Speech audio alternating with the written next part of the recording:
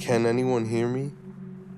Whether this transmission will reach anything or anyone, I don't know. Yet, I must send something, anything to warn those who may follow. If this reaches even one person, perhaps I have saved the galaxy, or more. My name is and I was the chief physicist aboard the Nova project, the last remaining crew member. It's hard to believe now that we ever thought this mission was a good idea. We received the transmission. It was short, simple, chilling. It said help. Not in code. No, not in some alien tongue. It was in plain, clear English. The signal had come from NGC 1068, also known as Messier 77, a galaxy 45 million light years away from Earth. The message was impossible, unthinkable, but how could we ignore it? See, the year was 2458 AD, and humanity had long surpassed the limits of light-speed travel, colonizing distant corners of the galaxy. But this was something else. The first transmission of its kind, and it demanded an answer. We had gathered the best, the brightest. The crew of 15 included minds from Earth and a few from the Europa colonies. Our ship, the Nova, was a marvel of engineering, capable of reaching 177 times the speed of light. Time dilation made the journey feel like a blink of an eye for us, but back on Earth, thousands of years would have passed before anyone knew of our fate. Yet, nothing could have prepared us for what we found. When we arrived at the coordinates, we found a world not empty, but abandoned in the cruelest sense. Cities lay in ruin, their bones picked clean by time, overgrown forests clawed at the crumbling remains of once great structures.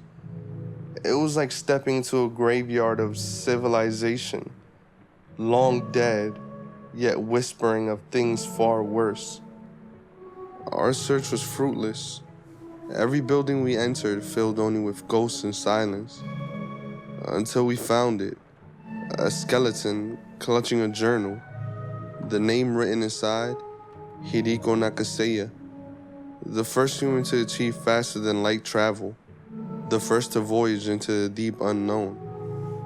Her journal told us a story that mirrored our own.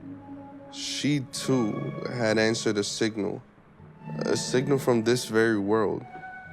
It was different, though. A Morse code transmission that read, "Come." Her crew, part of a classified mission called Project Ginga, had vanished without a trace. Now we were walking into their footsteps. Our captain ordered us back to the ship immediately, but when we returned to where the Nova had landed, it was gone. Nothing remained but disturbed dust. The panic had set in, but there was no time to process it. The ground shook. In the distance, something moved. A creature, if you could even call it that. I lack the words to fully describe it. It was a towering, hulking thing, some 20 meters tall, its form seamlessly stitched from the materials of this desolate world. Its chest bore a great, hollow cavity, and the way it moved, like a nightmare dragged into reality. We ran, we hid, it didn't matter. One by one, it found us. I survived by chance. I was out on an expedition to find food, but the others, they weren't so lucky. It hunted them down as if it knew every place they would try to hide. When I returned, they were already gone.